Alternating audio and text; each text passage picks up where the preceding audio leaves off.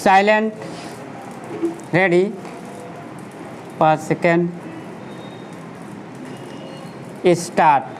भारत में हिमालय के पर्वतों से लेकर विशाल समुद्री तटों तक उत्तर पूर्व के घने हरे जंगलों से लेकर उत्तर पश्चिम के तपते रेगिस्तानों, विभिन्न प्रकार के जंगलों, दलदलों, द्वीपों और महासागरों तक प्राकृतिक परिस्थिति की तंत्र की विशाल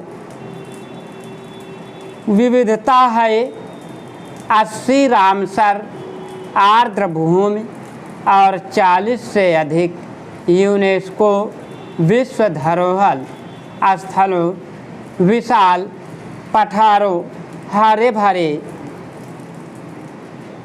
नदी के मैदानों और कई बड़ी नदियों के साथ भारत में अविश्वसनीय रूप से बहुमुखी स्थलाकृति है, जो यात्रियों को आनंदित करते हैं।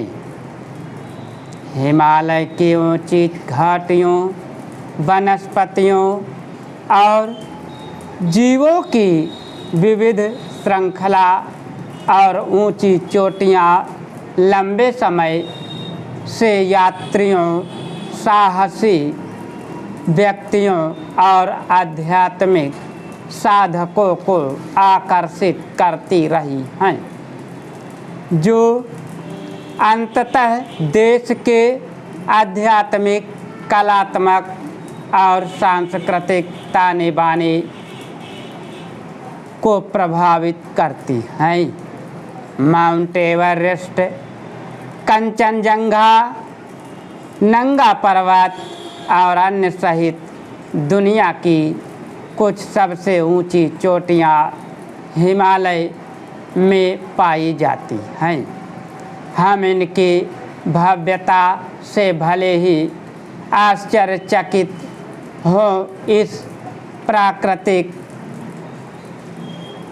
आश्चर्य की रक्षा और संरक्षण के लिए हमें लड़ना होगा, ताकि आने वाली पीढ़ियां भी हिमालय की लुभावनी सुंदरता से रोमांचित हो सके। भारत का सबसे बड़ा रेगिस्तान थार रेगिस्तान उत्तर पश्चिम में स्थित है और अपने शुष्क इलाके तथा रेत के बदलते टीलों से अलग है। इसका निर्माण अरावली पर्वतमाला के वृष्टि छाया प्रभाव के कारण हुआ। अपनी प्रचंड जलवायु के बावजूद थार रेगिस्तान के अनुकूल भारतीय चिंकारा, कृष्ण मृग और रेगिस्तानी लोमड़ी जैसे वन्य जीवों की एक विस्तृत श्रृंखला का घर है।